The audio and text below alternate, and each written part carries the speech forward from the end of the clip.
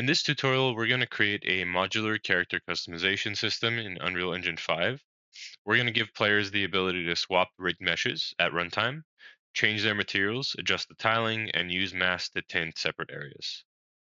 This video builds on the last, but you can also follow along as long as you already have a rigged character with modular meshes, and simply copy my modular material using patterns which I'll provide in the Unreal developer site linked below.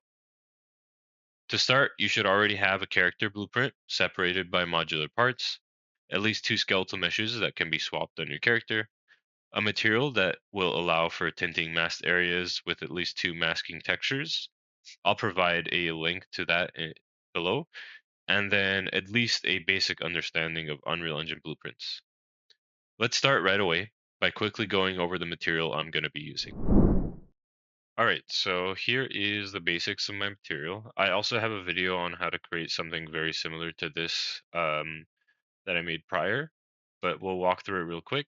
The first thing we do is just get the coordinates, multiply that by a value to get the tiling of the texture, and you'll see if we type a 3 in here, it'll tile more. And we need to make sure that that is a parameter that we know the name of so that we can reference that later on in our character and edit it. And then we're just turning that into a UV output.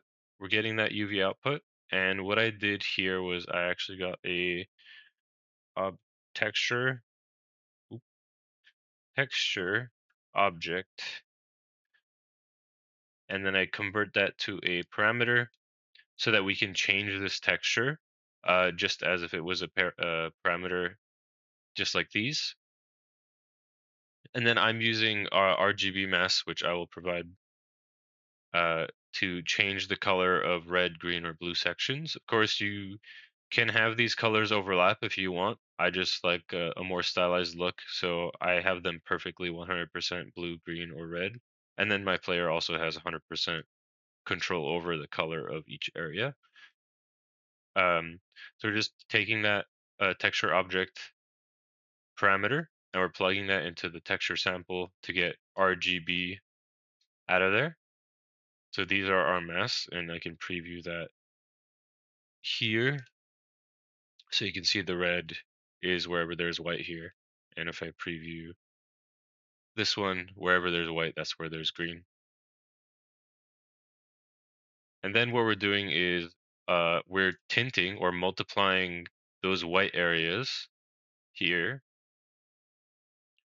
by whatever we input into this red tint parameter. So this vector parameter here. And if you start previewing this node, you'll see the white sections turn red. Then we're just adding those all on top of each other to get our base color.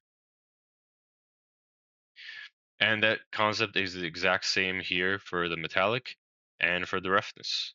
Just making sure that the names of the parameters that we're using to multiply are very specific and different for each one, and that we know the names of each of these so that we can control them later on in our blueprints.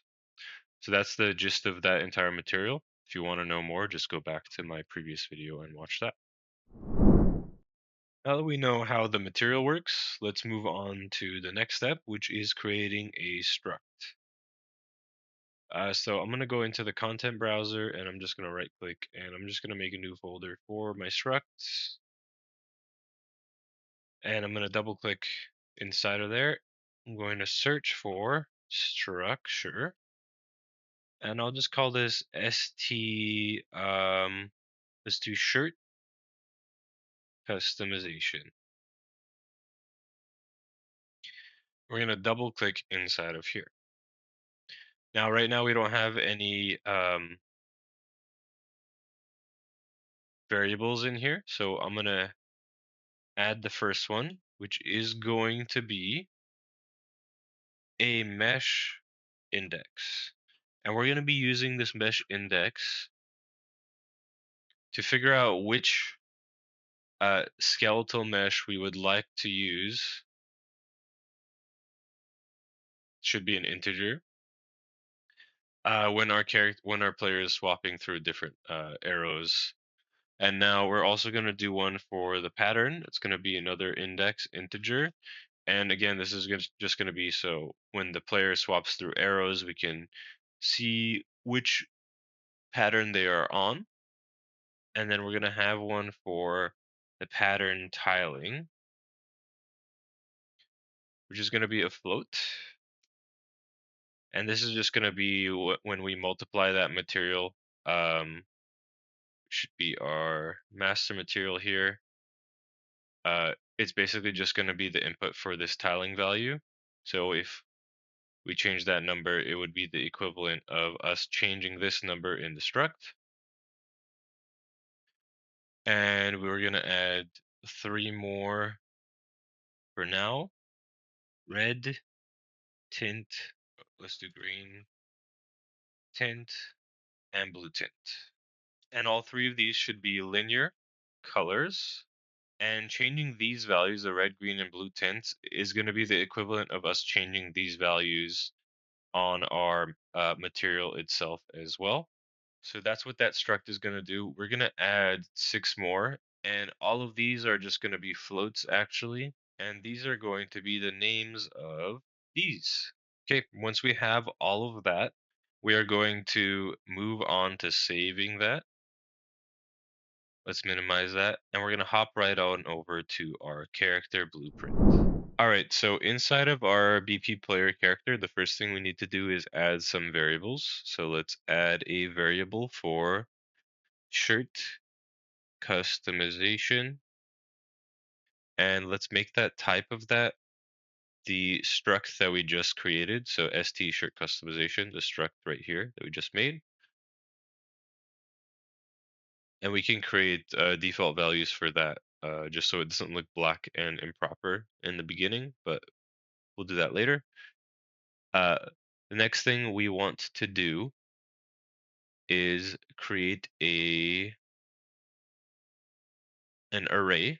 So let's call it a skeletal mesh object reference. And then up here on the top right, we need to change that to an array so that we have many options for the types of shirts. And we'll call this shirt mesh options. I think I only have 3 types that I just made real quick. So we should have 3 shirts in here. And I'm just clicking on the plus to add more varieties. Shirt number 1, shirt number 2, and shirt number 3. As long as you have 2 of these, you should be able to test it properly. And then we also want an array of the shirt pattern options. This might just be general pattern options if you're going to use it for everything, if your materials all are consistently tileable. But let's just do it for this instance as just for this, and it needs to be type of texture 2D and then object reference. And yes, it should be an array. And we can choose the pattern options here. I think I've got stripes, straight, stripes, diagonal. We've got houndstooth. We've got dots. And then we have flowers. I'll probably make and give you guys one that is just a pure red mask, just so that we can have one that's a single color if you don't want patterns. But that should work for our shirt mesh and our pattern options here. And we also need to make another variable for the shirt dynamic material instance. And we need to make that of type dynamic material. Let's press compile and save. We already have a game instance reference when we begin play. So if you're new to this video, or if you forgot, we need to make sure to get a reference to our game instance, which is this.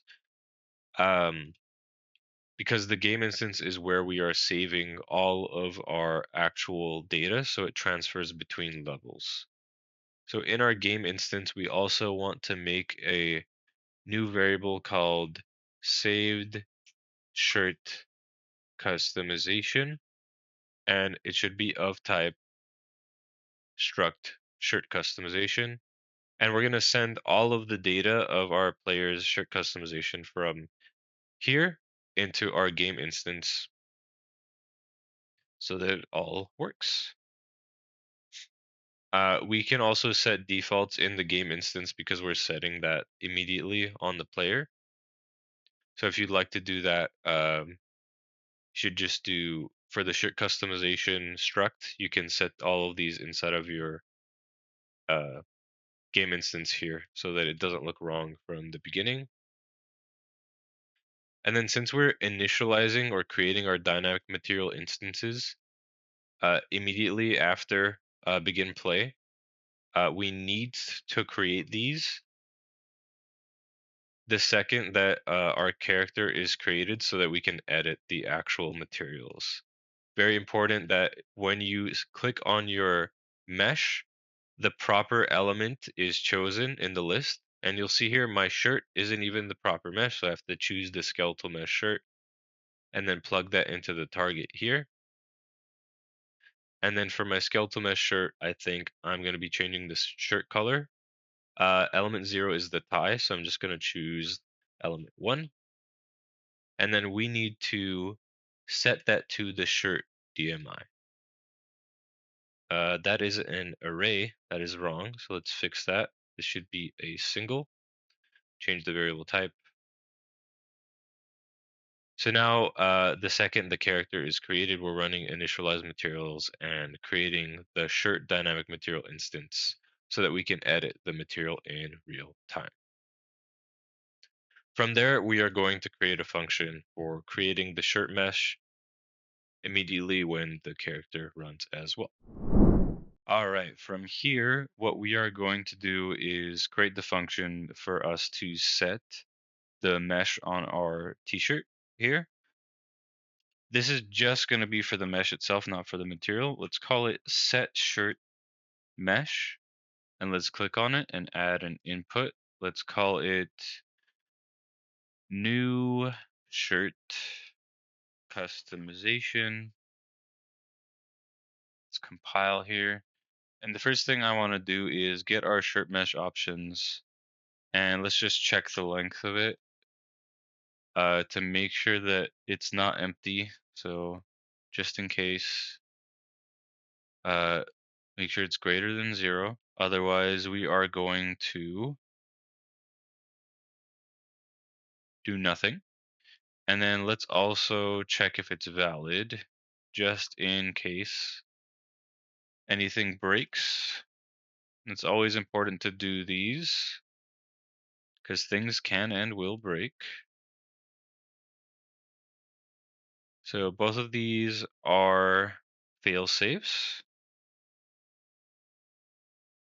And we need to check if the index that is coming from here. So let's get the new shirt customization that's being plugged into this. And let's break it. And let's get the mesh index from that and check if it's valid.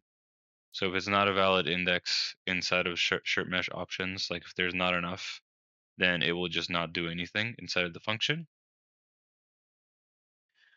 But if it is true and we're trying to change it, what we want to do is get the shirt mesh here, and we are going to set skeletal mesh asset.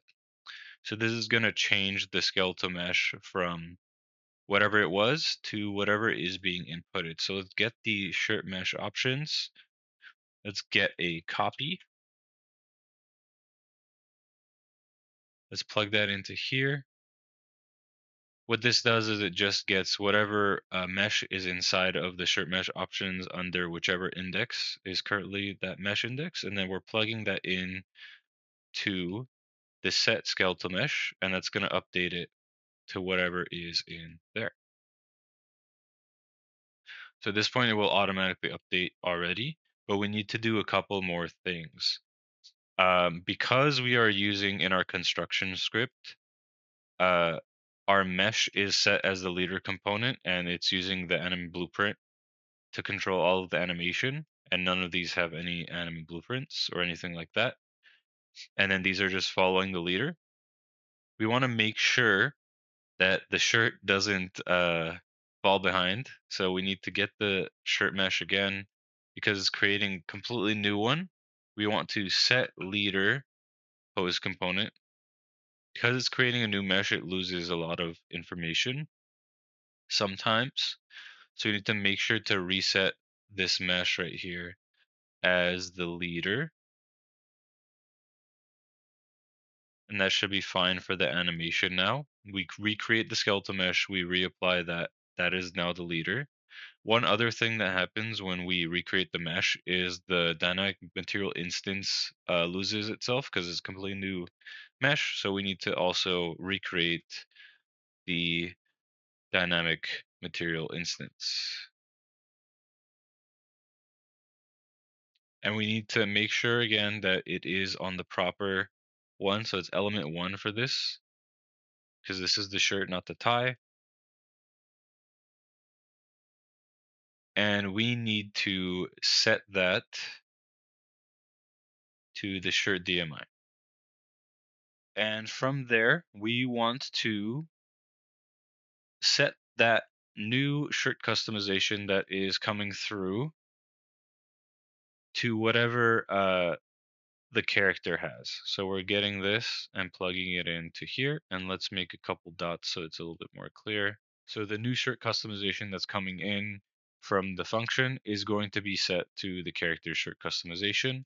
One other thing we need to make sure to do so that this information persists per level change is we need to get the game instance reference, get the saved shirt customization, and we want to set members. It's very important that you just set members because later on when we change uh, things like the materials, we want the changes to persist even though we're changing the mesh. So we're clicking on the set members and then we're clicking on the right side to set only the mesh index because the next function that we create is going to change everything else. I'm going to plug that into here and we want to change specifically the mesh index. So that's going to be plugged into here. And that is our entire function for now. We might need to add one more thing after we do the materials, but let's go ahead and test this out. All right, here we are in our character customization widget. I'm just going to quickly make some arrows. So I'm going to copy the scale box here and I'm going to remove this color picker. We don't need it right now. And I'm going to name this shirt short, and the text will be shirt. And let's keep the vertical box, but I'm going to add a horizontal box inside of there underneath. And from there, we're going to add two buttons. Button number one, let's just add the text now. Inside of that button, we're going to add text. We're going to call this button shirt type left. Okay. And then in the text, we're just going to leave it as shirt left. And the arrow is just going to be a caret. That is fine. I don't really need padding on the text here. And just so that we don't click on the text itself, I'm going to go down to visibility and I'm going to say not hit testable self and self only. Okay. And then let's add another text inside of the horizontal box. This is going to say type because this is going to change the type of shirt that it is. Let's have some padding on that. And then let's copy this entire button and put it in here. And we're just going to change that arrow to be a right arrow. Okay, great. I'm going to change the size of this font to be smaller and change this one to 18 is fine. Okay, so that is going to be our controls for now. Let's click on the button and then go scroll down to on clicked. So we have an event for when it is clicked. And then the same for the right side one. Oh, this one, let's change the name of it real quick, just so we don't get confused. That's the right. And then this is, again, the right. Okay. And then inside of here, we need the on clicked for this as well. Great. Let's start with the right. The first thing we want to do is inside of our event construct, we're getting a reference to the player. So I'm going to get the player reference and I'm going to check if it's valid, just in case it is not, because we always need to give ourselves a fail safe. So if it is valid, we're going to branch and we're going to get the player reference and we're going to get the shirt mesh options and we're going to check the length if it is longer than 0. So if it is longer than 0, we are going to continue. So this is, for instance, if you wanted to have your player to unlock multiple different types of shirts. They don't have any yet. They wouldn't do anything because the length of the shirt mesh options would be 0 and you'd just be adding to that array as they unlock new shirts. And then let us get the player reference and let's get the shirt customization that we made, the variable in there, and let's break it. And we only want the mesh index from here. Let's grab a copy of this as well. And let's set members. We only want to click on the set members node here and then just click on mesh index because we are only changing the mesh using these arrows.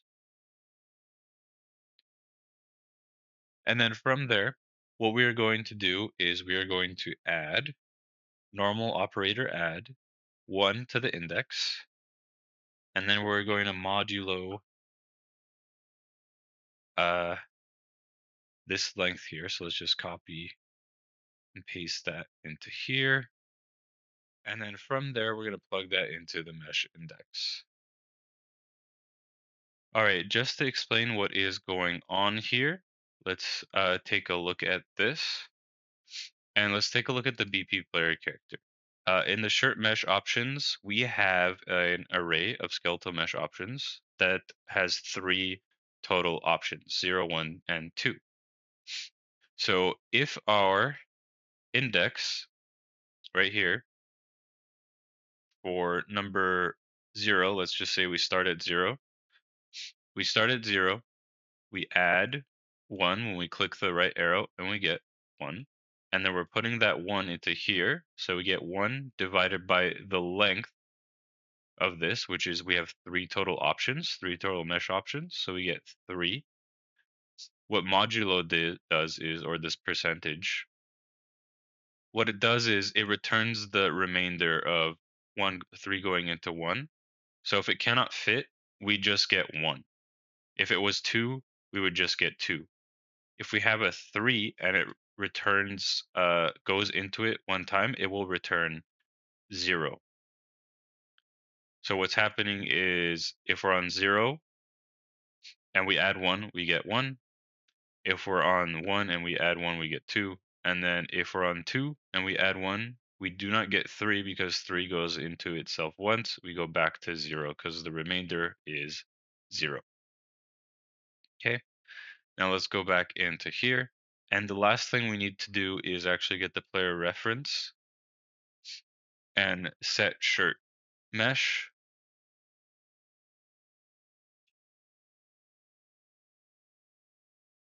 And what we're doing here is after we change only the mesh index of the struct here, we're applying that new mesh index to the shirt mesh and running the entire function, which is this. which checks if it's valid and does all of this other stuff. Okay, so now what we're going to do is do the same thing for the left arrow. We kind of just copy and paste all of this actually. We just need to change a few things. We're going to actually, instead of adding one, we're going to subtract one. And we can't really just plug this in here. We need to do one more thing, which is we need to add just a normal add.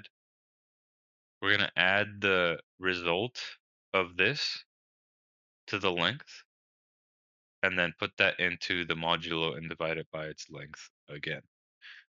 Um, so that should all be correct. That was the only changes we needed to do here. Let me explain why we did that change quickly. It has to do with having negative values, but essentially if we're on 0 here and we subtract 1, so we're on index 0 and we subtract 1, we get -1. What we need to do is if we're on 0, we want to go back to index number 2 because that is the one that is after inside of shirt mesh options. If we're on 0 and we're going backwards, we want to go back to 2. So if we want to do that, what we do is we add the length again, which is 3 because it's our total. And then when we add that, we get 2 divided by 3. 3 doesn't go into 2, so we get the remainder, which is 2. So that's how that works. So now if we compile and save, we need to do one more thing in our player character if we wanted to transfer between levels, but let's see how it works when we don't do that. So let's go inside of here, press Alt P, and then if we start swapping through, we'll see that the skeletal mesh changes and all of the animations stick onto it. But the one thing we need to do before we finish is go to main menu. You'll see that if we change the shirt to a different one, it does not persist between levels. So we need to do one more thing in the player character, which is just get the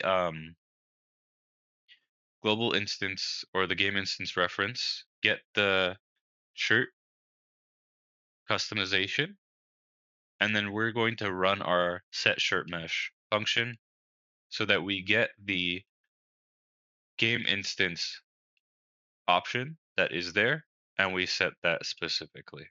Now if we compile and save and go back in here and press Alt P, if we change to a different shirt and go through, it should stay. Next, we're going to run through how to do materials and changing the patterns and things like that on top of the shirt. All right, let's move on to creating the function to set the pattern.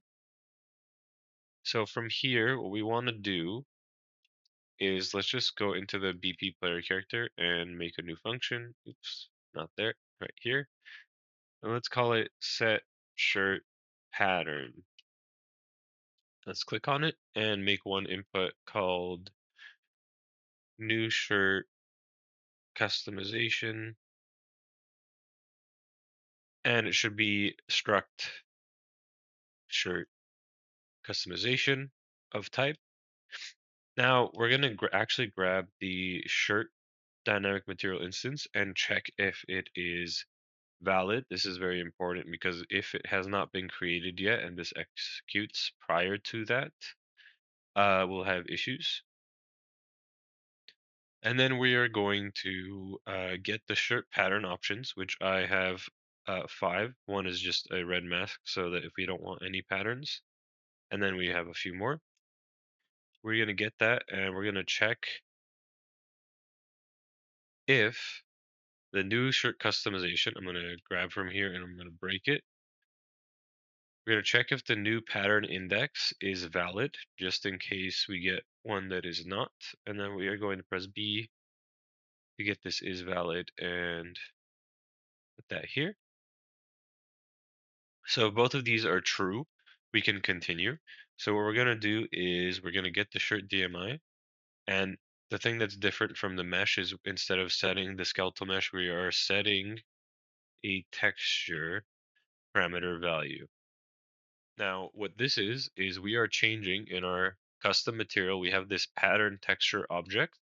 This is what we're referencing here. We need to get the exact name of this parameter, and we are going to go back to our player character and choose that. And the way we are going to get the actual material is we are going to get the pattern options here, and we are going to get a copy of whatever is in that array at this specific index, whatever that index returns, and we're going to plug that into here. Now from there, what we want to do is get the shirt customization that is local on the character and set members, and we're going to click on that and turn on only pattern index. And we want to set the pattern index to whatever is incoming to the function. And then we want to do that same thing with the global, the game instance. We're going to get the save shirt customization and set members, and then plug that in and make sure we turn on pattern index and also plug that incoming pattern index into here.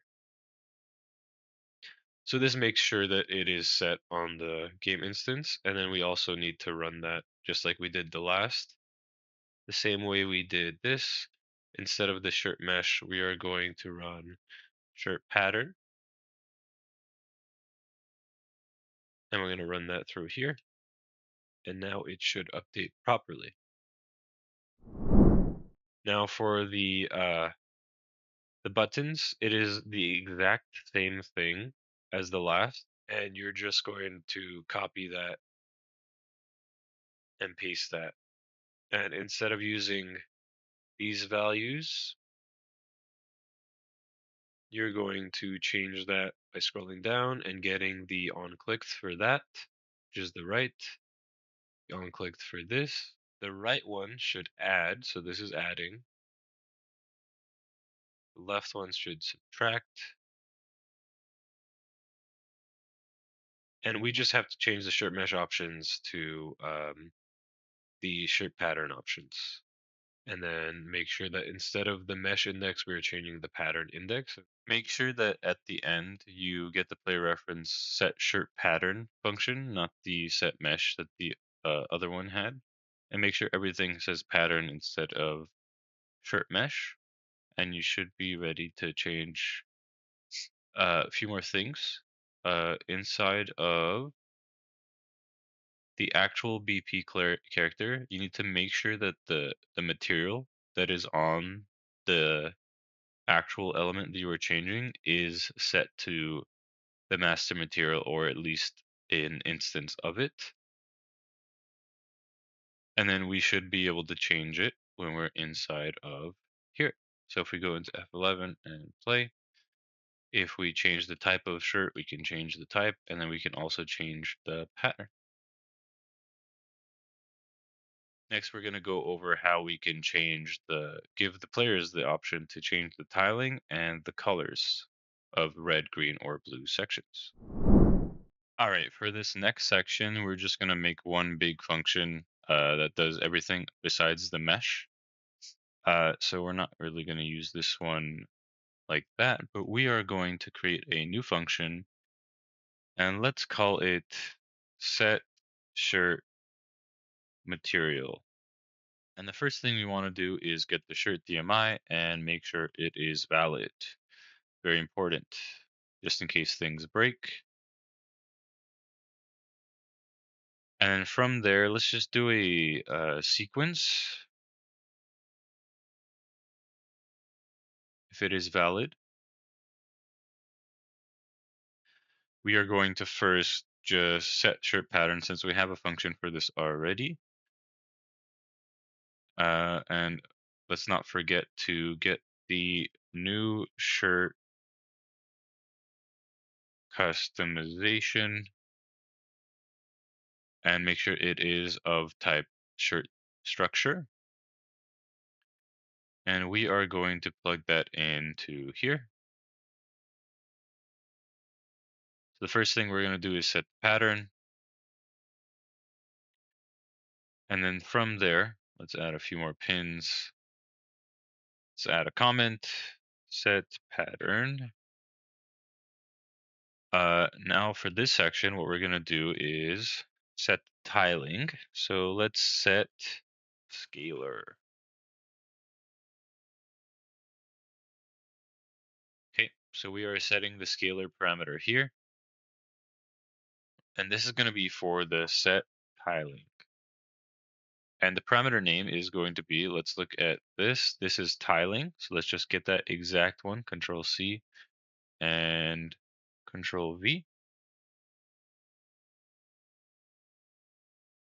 And from there, we are going to break this, and we're actually going to use all of these. So let's get the pattern tiling. Might look a little bit messy, but we'll figure it out. So that sets the tiling. And then once we've set the tiling, we want to set the vector parameter value, which is going to be the red tint. If your material is different, of course, you're going to have to use the different naming conventions, but it's whatever your parameters names are. And then I'm just going to copy this 2 more times. And let's call this set RGB mask tints. And the red goes into red, green goes into green, and so on. And from here, let's do the same thing, but we're going to get the scalar vector because roughness and metallic just uses a number. We're not using vectors there. And red goes into red, green goes into green, and so on. And you're just going to do this from the metallic as well. You're going to make sure that the names are exactly the same. Otherwise, this will not work. So the red roughness, let's copy that into here. And then lastly, we've got the metallic. So we just need to change the word here to metallic.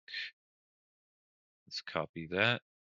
What we need to do after we set all of those is to actually get the shirt customization locally and then set members. And we are going to actually just get every single one other than the mesh.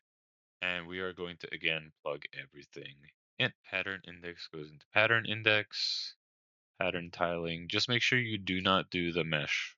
Everything else should be fine. Last thing we want to do after that is we don't really need the next pin, so let's just remove that. You want to also do the same thing for the GI ref, and we're going to get the shirt customization, and we are going to set members in shirt customization. Everything except for the mesh index. Okay. And then that is going to be, let's just do this. That is going to be the entirety of our function here. And I'll see you in a second. All right, once this is all plugged in for everything and we've set members on the local and then the game instance, what I want to do is under the event graph, we don't really need the set shirt pattern because we already do it inside of the set shirt material. We just want to copy this, paste this. So we're getting the game instance shirt customization and setting it to the shirt material here and running that right after the shirt mesh. Make sure we don't run that before the shirt mesh because we need the mesh to be created and to create the shirt DMI, the unique one, to be able to actually run this. And then from there, we're just going to hop right into the character customization widget. And in the last video, we made a color picker. And I'm just going to drag that straight into the horizontal box. the vertical box here. And let's just center it.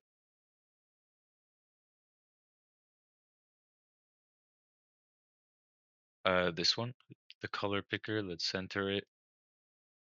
And let's add a text so that we know what this says, what this edits, the text on top of that. And this is for, let's do 18 for this one. Center it, give it some padding. This is for the red mask tint. So whatever color we get from this color picker, it's going to tint the red sections of our material. So that's this. And then underneath that, let's add two more sliders.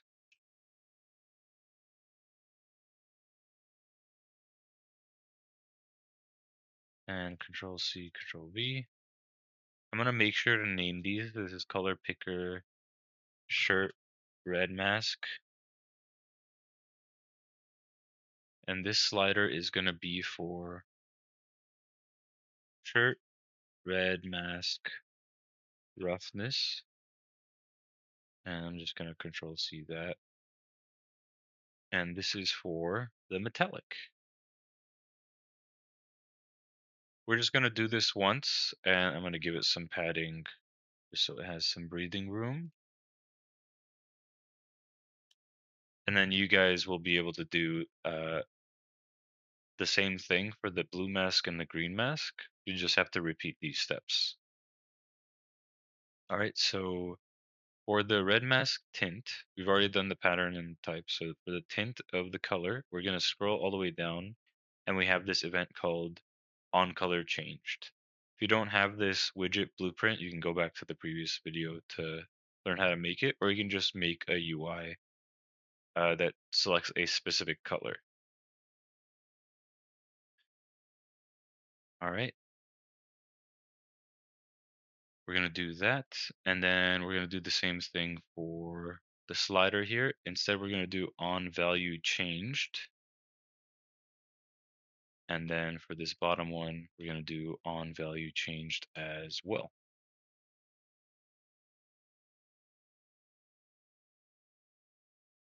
Let's add some text actually on top of these sliders just so that they make sense. This is going to be the red mask. I'm just going to call it roughness because red mask is above it. And then I'm going to add one more on top of the metallic that says metallic.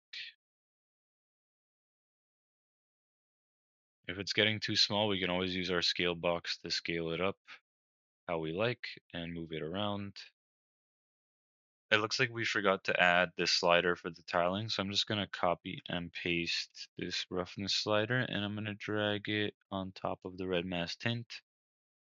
And let's add a text on top of that, calling it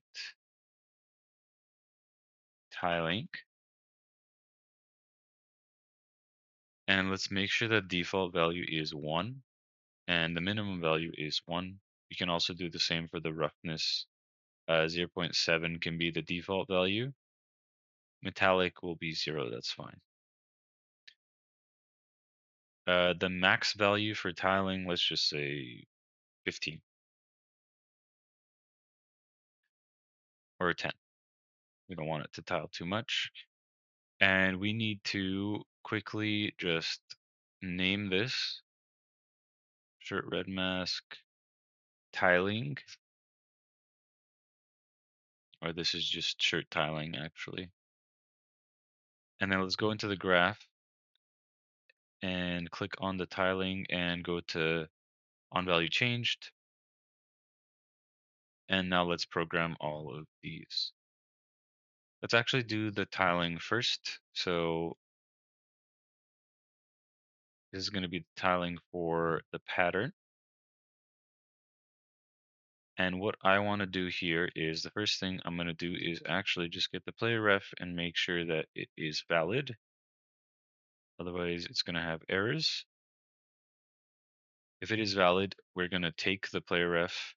We're going to get the shirt customization struct, and we're going to set members.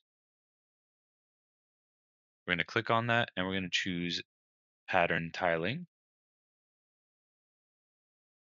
And if it is valid, we are going to set the value of pattern tiling to whatever the slider is. And then lastly, we just need to make sure that in the player ref, we trigger the function for setting the material, set shirt material, so that it runs the function that is on our player. That's all we need to do for the tiling. And we can actually copy and paste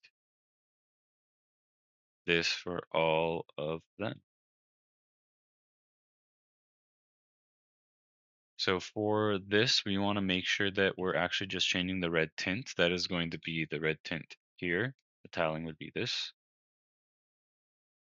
And we're going to plug that in here, plug that in here. That is ready. This goes in here. This is going to change to red roughness because this is the roughness here.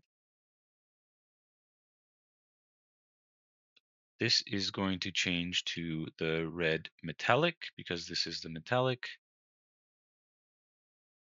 And plug that in, make sure everything is plugged in correctly. Compile and save. And if we go in here, and now that we've got all the sliders working, we should be able to change the type of shirt, the pattern on the shirt. We can run through all of these and change them. We can change the tiling. And we should be able to change the sections that are red on our mask to a different color. We should also be able to change the roughness. So the yellow sections, if we set it to 0, will be very shiny. And then the metallic, if we turn that all the way up, those sections will also be metallic. And if we go back to the main menu or back and forth through levels, those changes should persist because they're being saved in the game instance. Now you should be able to do the green mask and blue mask yourself. If you have any trouble, just go back in the video and you should be able to figure it out. Congratulations! You now have a modular character customization system that supports changing skeletal meshes, changing material properties, and even keeping that player customization persistent between levels.